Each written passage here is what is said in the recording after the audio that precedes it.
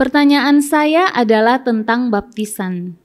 Bukan bagaimana orang dibaptis, tetapi pada tujuan mengapa orang Kristen dibaptis. Sebagai info, saya anggota Persekutuan Gereja Masehi Injili Sangihe Talaut, Sulawesi Utara. Nah, pertanyaan saya, 1. Apa kesamaan atau perbedaan baptisan Yohanes Pembaptis dengan baptisan Filipus kepada sida-sida Ethiopia atau baptisan Petrus? Yang kedua, pengajaran tentang baptisan di gereja kami itu menyatakan dimeterai dalam nama Bapa, Anak, dan Roh Kudus, bukan pada pertobatan. Sebagai pembanding, kepercayaan Konstantinopel yang diakui GMIST berbunyi, aku percaya satu baptisan untuk pengampunan dosa. Mohon dibantu. Ya, jadi pertama-tama perlu kita ketahui bahwa sebagai tanda seorang itu menjadi proselit. Proselit itu adalah orang-orang non-Yahudi yang memeluk agama Yahudi. Ya, sebagai tanda mereka memeluk agama Yahudi, maka mereka itu dibaptis. Ya. Jadi berarti praktek membaptis ini sudah ada sebelumnya. Ya, sebagai tanda orang masuk agama Yahudi. Nanti praktek inilah yang diteruskan oleh Yohanes Pembaptis. Tapi Yohanes Pembaptis lebih menekankan pada masalah pertobatannya. Jadi mereka yang bertobat mereka dibaptis, atau mereka yang mau dibaptis mereka harus bertobat. Nah, kalau ditanyakan perbedaannya dengan baptisan Filipus kepada sida-sida dan juga baptisan Petrus, maka baptisan terhadap sida-sida dan juga baptisan yang dilakukan oleh Petrus itu adalah baptisan Kristen. Karena itu sudah pada era Tuhan Yesus sudah naik ke surga dan perintah atau amanat baptisan itu sudah diberikan. Sehingga kalau kita atau saudara bertanya soal bedanya baptisan Yohanes Pembaptis dengan baptisan terhadap sida-sida atau juga baptisan yang dilakukan Petrus, itu sama dengan menanyakan perbedaan antara baptisan Yohanes Pembaptis dan baptisan Kristen. Nah, apa perbedaannya? Ya, sebenarnya ada persamaan, tapi ada juga perbedaan. Persamaannya adalah bahwa dua-duanya diperintahkan oleh Allah, baik baptisan Yohanes maupun juga baptisan Kristen. Dua-duanya menggunakan air. Dua-duanya berhubungan dengan perubahan hidup. Dan dua-duanya adalah sakramen yang berhubungan dengan pengampunan dosa. Tapi ada perbedaannya. Kalau perbedaannya adalah baptisan Yohanes itu melihat ke depan pada Kristus yang akan tersalib. Jadi kan belum disalibkan. Tapi baptisan Kristen itu melihat ke belakang pada Kristus yang telah tersalib. Baptisan Yohanes itu menekankan pertobatan, tapi baptisan Kristen itu menekankan iman. Jadi pertobatan yang dimaksudkan dalam Yohanes ini adalah perubahan cara hidup, perubahan perilaku. Sedangkan baptisan Kristen itu adalah iman. Jadi hari ini kamu percaya, kamu dibaptis. Perubahan hidup mungkin belum nampak, tapi perubahan hidup pasti menyusul. Tetapi tekanan utamanya itu adalah pada iman dan bukan pada perubahan hidup, walaupun perubahan hidup bisa muncul setelah itu. Lalu baptisan Yohanes itu hanya untuk orang Yahudi saja. Tapi baptisan Kristen itu untuk semua orang dari segala bangsa yang percaya. Makanya Tuhan Yesus bilang, jadikanlah semua bangsa muridku, baptislah mereka. Ya. Lalu juga baptisan Yohanes itu tidak ada urusannya dengan Roh Kudus. Tidak berhubungan dengan penerimaan Roh Kudus.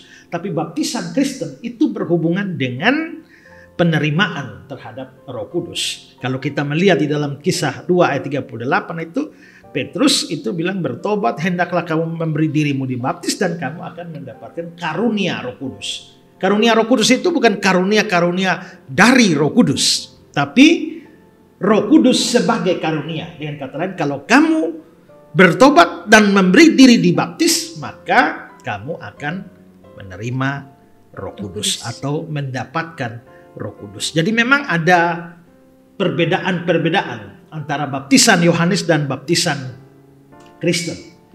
Nah, melihat perbedaan seperti itu, maka orang yang telah dibaptis dengan baptisan Yohanes tentu bisa saja diulang baptisannya seperti dalam Kisah 19.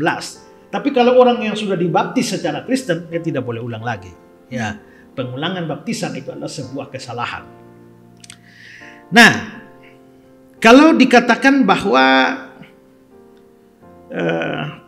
pengakuan iman Konstantinopel, ya, aku percaya satu baptisan untuk pengampunan dosa. Memang benar bahwa baptisan itu adalah tanda seseorang adalah pengikut Tuhan, dan sekaligus sebagai tanda meterai bahwa dia adalah milik Tuhan. Ya, ini sama seperti kalau Nona pergi ke kampung-kampung, ada sapi-sapi tertentu yang dikasih cap. Ya. Kalau itu sapi itu ada cap ES, berarti itu miliknya Esra-Soro, tanda milik. Ya. Nah, baptisan itu semacam tanda meterai. Jadi kalau Nona dibaptis dalam nama Bapa, Anak, dan Roh Kudus, berarti ini milik dari Tuhan. Ya. Jadi baptisan itu semacam tanda. Nah, tapi apakah baptisan ini mengampuni dosa atau menyelamatkan? Sama sekali tidak. Ya. Yang menyelamatkan itu adalah iman orang itu dan bukan baptisannya. Sehingga kalau orangnya tidak beriman tapi dibaptis, ya tetap tidak ada manfaat apa-apa untuk keselamatan dia. Nah, kalau begitu bagaimana dengan pengakuan iman Konstantinopel, ya Nisea, yang mengatakan baptisan untuk pengampunan dosa? Apa artinya? Apakah itu berarti bahwa kita mendapatkan pengampunan dosa melalui baptisan? Tidak. Ada seorang namanya Thomas Torrance, dia menjelaskan soal kata-kata di dalam pengakuan iman Nisea Konstantinopel, dan pada bagian itu Thomas Torrance ini mengatakan begini: baptisan dalam nama Bapa, Anak, dan Roh Kudus menjadi titik permulaan seseorang masuk ke dalam lingkungan di mana semua berkat ilahi termasuk pengampunan dosa dianugerahkan dan menjadi efektif. Perhatikan kata-kata terakhir itu, menjadi efektif. Nah, dengan mengatakan ini maka sebenarnya menurut Torrance dia tidak mengatakan bahwa kita diampuni atau diselamatkan karena kita dibaptis, ya. Yang dia maksudkan adalah bahwa di dalam ritus baptis itu atau baptisan itu kita mengalami secara subjektif apa yang telah dicapai oleh Kristus secara objektif, termasuk yang dia telah capai melalui baptisan sampai dengan pengalaman dia disalibkan. Jadi apa yang benar secara objektif itu menjadi pengalaman pribadi atau diaktualisasikan di dalam hidup kita apabila kita menjadi percaya. Ya, dengan kata lain bahwa antara mengampuni dan pengalaman diampuni itu berbeda. Jadi semua berkat rohani itu telah diberikan di dalam baptisan itu. Tapi termasuk pengampunan. Tapi kalau kamu dibaptis, ya, kamu dibaptis dan memang kamu beriman, maka pengalaman diampuni itu kamu terima. Tapi kalau tidak percaya, maka sebenarnya pengalaman atau pengampunan yang harusnya diterima melalui pengalaman dibaptis itu tidak bisa kamu terima. Ya, jadi sebenarnya sumber pengampunan itu adalah ya dari Tuhan melalui iman kita. Baptisan itu hanya sebagai sarana kalau itu sungguh-sungguh terjadi iman dan percaya. Kalau tidak terjadi iman dan kepercayaan sungguh, maka tentu saja tidak membawa manfaat apa-apa, baik untuk pengampunan dosa maupun untuk keselamatan dari orang yang dibaptis. Ya.